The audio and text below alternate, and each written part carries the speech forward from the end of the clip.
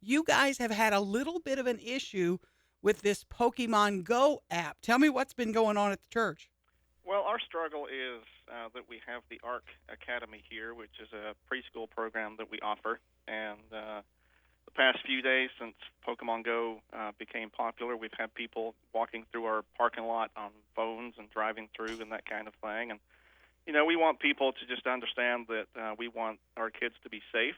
And, of course, people walking on our property with phones in their hand kind of poses a problem. So we want people to have fun and be able to play these different kinds of games, and a church should be a place where people are welcome to come and be a part of our community. But we also want to keep our kids, safe. So it's kind of become a conversation that I think a lot of churches are having in how to respond.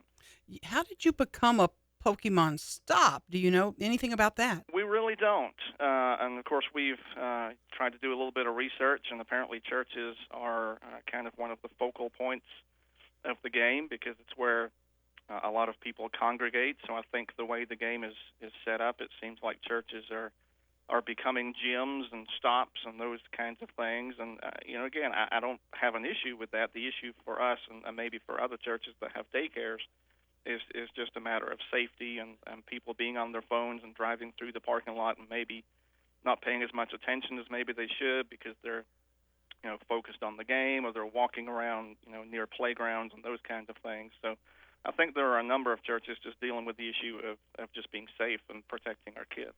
Do you have any options through the app? I don't know if you've investigated deeply where you could be removed as a stop. Not that we're aware of.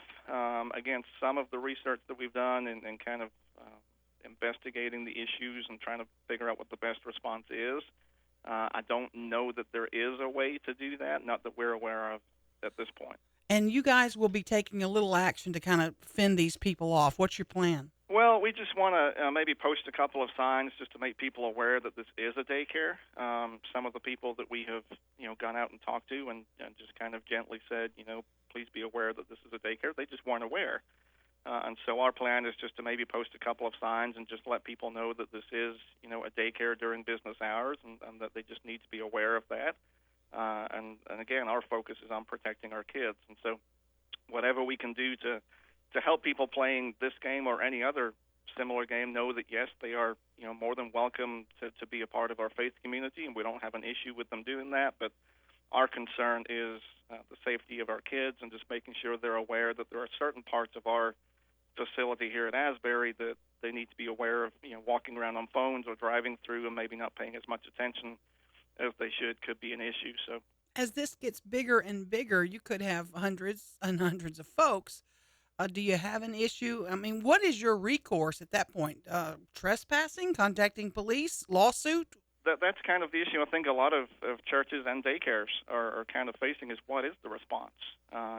We don't want to chase people away. We don't want to threaten them. We don't want to, be antagonistic towards them. But, again, our focus is on protecting our kids. And so we've kind of got to walk that line and just help people understand that, that's our focus. And I don't really know that anybody's really figured out what the appropriate response is. And this, I'm going to guess, this game might kind of fade away in a few days, but it's probably the first of many because it's been very popular. And given the success, I'm sure there'll be others that kind of replicate it, but the issue is going to be for places like this, for churches, for daycares, how do we protect our kids? And as a community, that's always got to be our focus, but we don't want to prevent people from having fun and playing these different kinds of games. So, at this point, I don't think we know, and I don't think anybody really knows what the solution is. You really got no warning, right? Or all of a sudden you look up and there's people in your parking lot. Right. And I think a lot of places are dealing with that. So we're not alone. We're just trying to address the situation, keep our kids safe, but also let people know we're not trying to chase them off our property necessarily, but just make sure that our kids that we have here during the day are safe. And I think a lot of places are dealing with the same issue. Pastor, thank you so much for your time. We appreciate it. You're very welcome. Take care. You too.